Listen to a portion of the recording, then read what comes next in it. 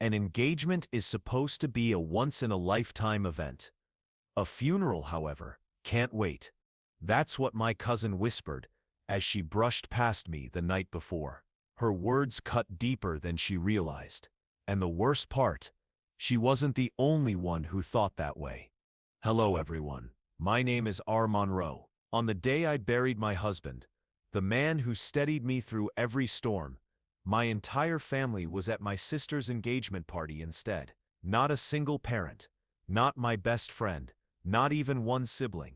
I still remember standing at the church doors, staring at rows of empty pews, my hands trembling on the cold wood of the coffin. The silence was suffocating, broken only by the pastor's voice and the wind rattling through the stained glass windows. I kept telling myself, maybe they'll come, maybe someone will walk in late, but remorseful. As the casket was lowered, the earth swallowing the last part of him, I gripped the folded funeral program until it tore in my hand. My tears blurred everything, but my body refused to let me cry. I stood upright because no one else was there to stand with me. That's when my phone lit up, one message glowing on the screen. "We need to talk now," followed by 36 missed calls. Her timing was brutal, her absence louder than thunder. In that moment, something inside me shifted. Grief and betrayal fused into something cold, sharp, and unyielding. I looked at the hole in the ground, then at the phone in my hand, a cruel irony pressing in on me. While I buried love, they celebrated champagne and diamonds. As the dirt began to cover the casket, I whispered a vow into the chilled air. They chose their side, and soon they would understand what it meant to lose everything they took for granted. I didn't answer those calls. Not a single one. My phone buzzed like it was possessed, the vibration echoing in the emptiness around me. I slipped it into my purse and let it suffocate in silence.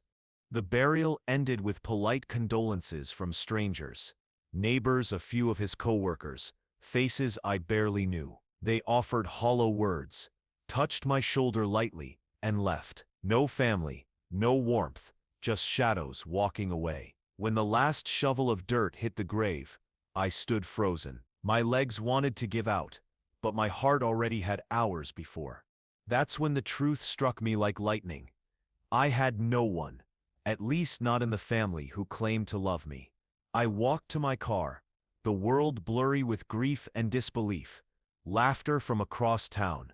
The engagement party seemed to seep into my bones like poison. I could almost hear my sister's giggle, my mother's proud voice, my father's toast. They hadn't just skipped my husband's funeral. They had chosen her celebration over my devastation. Sitting in the driver's seat, I unlocked my phone. The messages stared back. "We need to talk now. Call me immediately. This isn't what you think. Pick up." Then one from my best friend. "Sorry, I couldn't miss it. You understand, right?" Understand? My chest burned. How could I possibly understand that the people who should have held me upright on the darkest day of my life were clinking glasses under fairy lights instead? I leaned back against the headrest, staring up at the gray sky. The weight of betrayal pressed harder than grief, and beneath it, a quiet rage began to bloom. I whispered to myself in the silence of the car, "If this ever happened to you, say same in the comments." Because deep down, I knew I wasn't the only one abandoned when it mattered most. But unlike others, I wasn't going to let it end there. I would let the silence grow, let them panic at my unanswered calls, let them sweat in their fine dresses and tuxedos, wondering why I hadn't picked up. I wouldn't chase them. I would wait. And when they came crawling to me, because they would, I'd be ready with something colder than grief, a plan.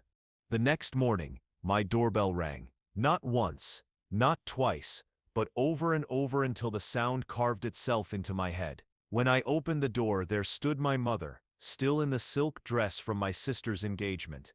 I could smell perfume, champagne, and celebration clinging to her skin. Her hair was perfectly pinned, as if grief hadn't touched her at all.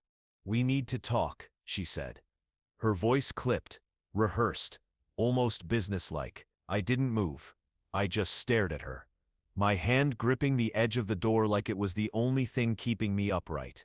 "You missed his funeral," I whispered, my voice cracking. She blinked, almost annoyed. "Sweetheart, it was unfortunate timing. Your sister Sip's engagement was important. A once-in-a-lifetime event. You still understand one day." I let out a bitter laugh, low and sharp.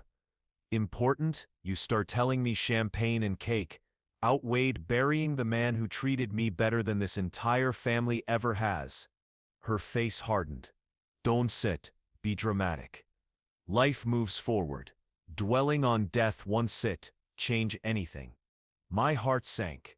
The woman who gave me life couldn't even look me in the eye as she dismissed my loss, and yet behind her words, I saw something else, not guilt, but fear. Then she said the line that twisted my grief into something darker. "Listen carefully. We need to settle some matters now that Sep's gone. You have responsibilities, and frankly certain assets shouldn't be left in your hands alone." Her eyes flicked past me, scanning the hallway of my house. She wasn't here for me. She wasn't here for him. She was here for what was left behind. My nails dug into the wood of the door. The silence between us stretched like a wire, pulled too tight. Finally I stepped back and opened the door wider. "Come in, Mom," I said, my voice steady. "Now let's talk." She exhaled in relief, mistaking my calm for surrender. But inside I was already miles ahead, because if she thought I would simply hand everything over after being abandoned, then she didn't know the daughter she had created. This was no longer just grief. It was about payback. The living room still carried the faint scent of lilies from the funeral arrangements, their petals already starting to curl. My mother sat stiffly on the sofa, her dress rustling as she crossed her legs, acting as if this was a boardroom meeting. "Era," she began, her tone clipped. "You're young. You don't understand how the world works.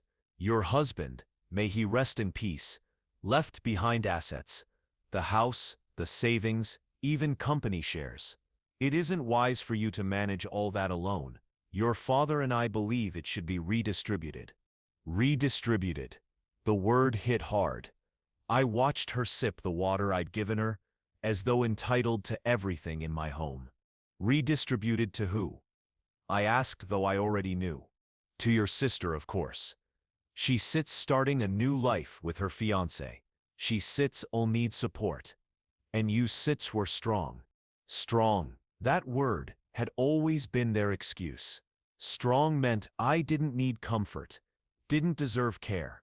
Strong meant they could strip me of everything, and I'd endure it, but not this time.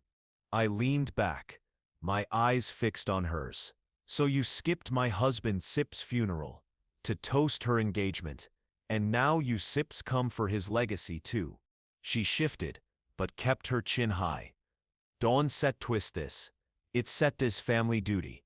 Your sister deserves the best. Don't be selfish." Selfish. Another knife.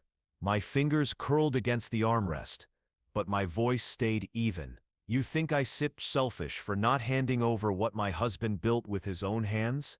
You think grief has left me too weak to protect it?" Her eyes narrowed. She mistook my calm for hesitation. But inside me, something cold was setting. Their absence at the funeral had already broken what little bond remained. Her greed was sealing it shut. I rose slowly, each movement deliberate. "I'll think about it," I said, polite, almost warm. Her face brightened, relief softening her expression. She touched my arm lightly as she stood. "Good girl, I knew you sit understand." I walked her to the door, watching her leave with a satisfied smile. The second it closed, I whispered into the silence. Not a chance. They had chosen to abandon me at my darkest hour. Now I would show them what abandonment really felt like.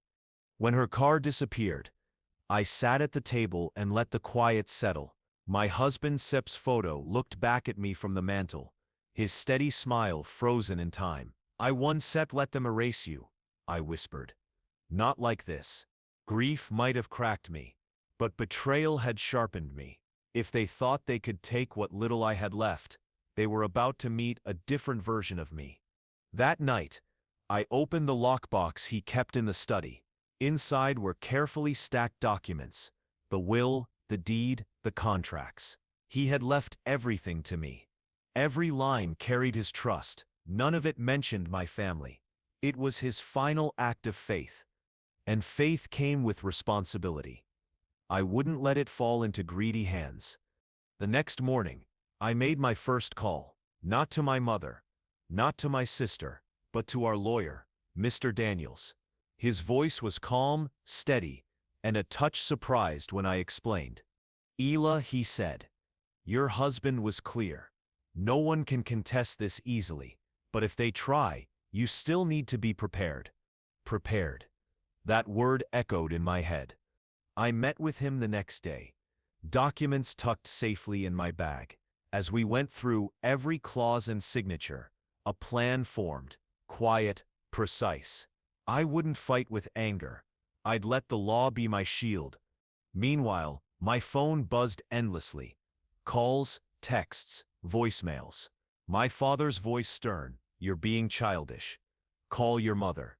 My sister's tone smug, "Don't make this harder than it has to be. You'll thank us one day." But the one that froze me came late at night, from an unknown number, "Sign the papers or you'll regret it." I stared at the screen until it dimmed. My pulse steadied. Fear no longer lived in me. It had burned out at the graveside. If they wanted war, they would have it. But it wouldn't be loud, it would be quiet, and it would leave them with nothing but regret. It was Sunday evening when they arrived. All of them.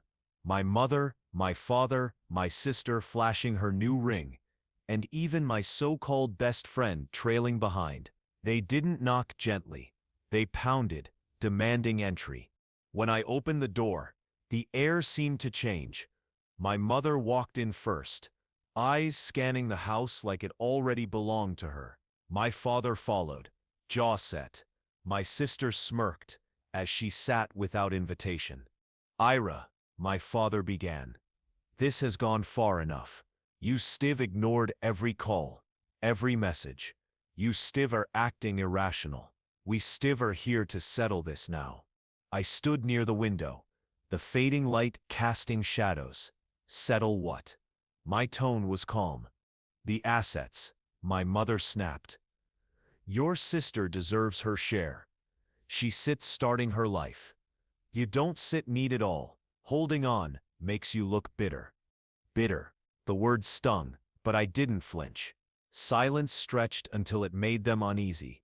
Finally, my sister leaned forward, voice syrupy but sharp. "Come on, he sep's gone. You don't set need all these things to remember him. Let us take care of it." I met her gaze. "You want me to give up everything my husband built? Everything he entrusted to me?" She smirked. "You make it sound ugly. We just want what sep's fair." Fair. The word twisted like a blade. Where was fairness when I stood alone at his grave? Where was fairness when they chose celebration over condolences?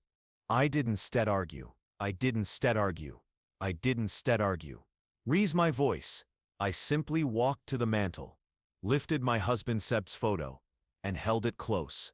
Then I looked at them and said quietly, "You left me alone when I needed you most. You denied him the respect he deserved. Now you still understand what abandonment feels like." Their faces shifted, confusion, irritation, and then something close to fear. I didn't offer explanations. Not yet. Instead, I opened the door and gestured to it. "Leave the next time we speak. It won't set be here. It will be where truth is written in ink and sealed by law." My father Sep's voice rose. "Don Sep test us, Ayla." I met his eyes, my grip firm on the photo. "I already have." They left in silence, the door closing sharply behind them, and in that quiet, I allowed myself a small, steady smile. What they didn't know was that every document had already been secured. Every move of theirs had been anticipated. They thought they were closing in on me, but I had already built the frame around them. The letters went out the next morning. Thick cream, envelopes, embossed with Mr. Daniels' Law office seal. One copy to my parents, one to my sister, one to the friend who had betrayed me. It was simple, direct, and undeniable. Notice of estate distribution. Every line of my husband's will clearly spelled out the house, the savings, the shares, all left solely to me. His words were explicit, impossible to contest without exposing themselves. By noon, the backlash started. My phone filled with messages and voicemails. My father's voice was sharp with anger. "How dare you involve lawyers? We could have handled this privately." My mother wept into the phone, her tone as performative as ever. "You don't understand what you're doing. You're tearing us apart." And my sister's words were sugar-coated but venomous. "You'll regret this when you're alone. Don't come crawling back. Enjoy your empty house." I listened to every message in silence. No replies, no defense, just letting their desperation echo back to them. By midweek, their actions escalated. My mother showed up at Mr. Daniels' office, creating a scene the staff later whispered about. My father tried to pressure him, with talk of family honor. My sister flaunted her fiancé's wealth, as if it could shift legal facts. None of it mattered. Each attempt crashed against the solid truth of the will. My husband had left everything to me, clearly, permanently, and beyond their reach. And here was the quiet irony. With every move they made, they revealed themselves to neighbors, to friends, to the same community that once admired them. Their obsession with my inheritance spread quickly, whispers eroding their polished image. Meanwhile, I stayed silent, composed, not the bitter widow they tried to paint me as, but the daughter standing her ground with dignity. My silence wasn't weakness, it was a strategy. And as their reputations cracked and their desperation grew louder, I realized something important. They had already lost. They just hadn't seen it yet. The breaking point came at my sister's wedding rehearsal dinner. I wasn't invited, but news travels fast. I heard about the caterer pulling out, the florist canceling, the venue demanding full payment up front after hearing about the family situation, and then the final blow.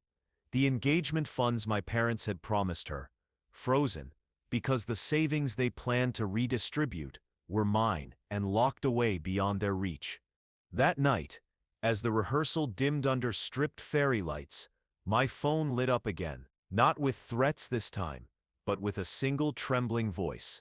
My mother's. "Please," she whispered, her breath uneven.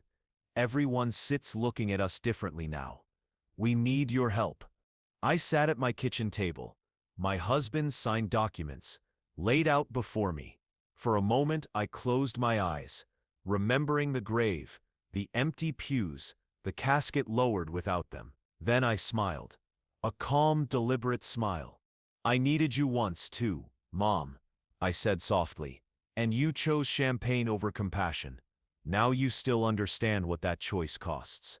Her sob broke through the phone, but I didn't linger. I ended the call with the same quiet finality they had shown me at the funeral.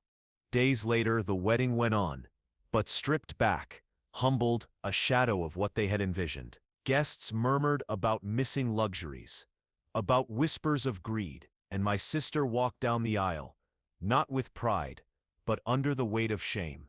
As for me, I didn't attend. Instead, I spent the day at the cemetery, laying fresh lilies at my husband's grave. I told him everything. How silence had been my blade, how dignity had been my armor, how betrayal had undone itself without me needing to shout. The wind moved gently through the trees, as though he was listening, and I knew then with complete certainty they had abandoned me, but I had buried them too, not in earth or stone, but in the truth of their own choices. And no apology or regret could dig them out again.